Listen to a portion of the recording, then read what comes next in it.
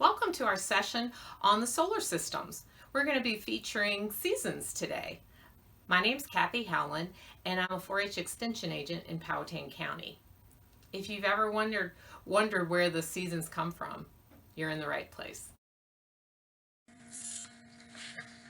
Ever wondered where the seasons come from? So what are seasons, and how do they relate to the solar system? These 4 divisions of the year, spring, summer, fall, and winter, are marked by weather patterns and hours of daylight in a particular region. The season depends on whether a place is tilted towards or away from the sun. The Earth spins on its axis, which is tilted by 23.5 degrees. This is a really important fact to keep in mind since the Earth is also changing positions as it orbits the sun. This tilt causes places on Earth to experiment different intensities of sunlight at different times of the year. That leads to changes in temperature, which results in our seasons. We're going to do a little hands-on experiment to try to get make sure you understand the process of the seasons. All you need is some graph paper, several colored markers, a straw, a flashlight, a toilet paper roll, and some tape. You should have all of these things around the house, but if not, they're easy to find at the dollar store. You can pause the video now to get your supplies out and follow the directions for the experiment.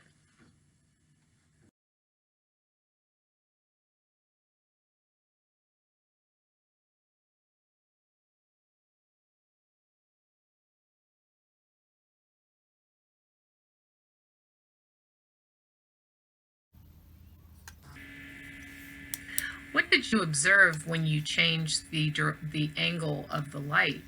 When it was at a 45-degree angle, did it get longer? Was the light more intense or less intense?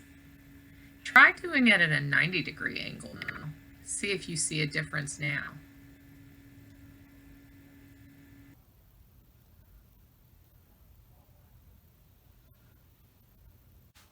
So I wanted to just go over a little bit of what we looked at through that activity.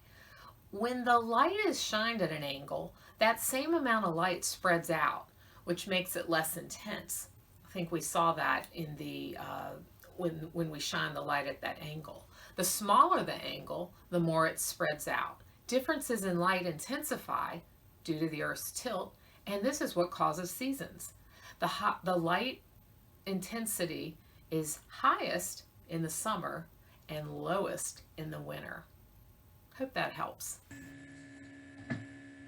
Take a look at this diagram of the hemispheres. It shows both northern and southern hemispheres, and we'll be talking a little bit more about these. But keep in mind that in the spring and fall, the sun shines evenly on both hemispheres, and we'll see in a minute what it does for the winter and summers.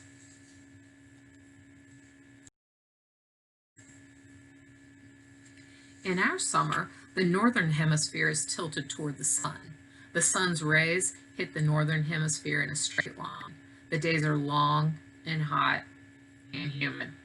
Sun rising higher in the sky in summer than in winter, our northern hemisphere receives more radiation from the sun and therefore gets hotter in the summer than in the winter.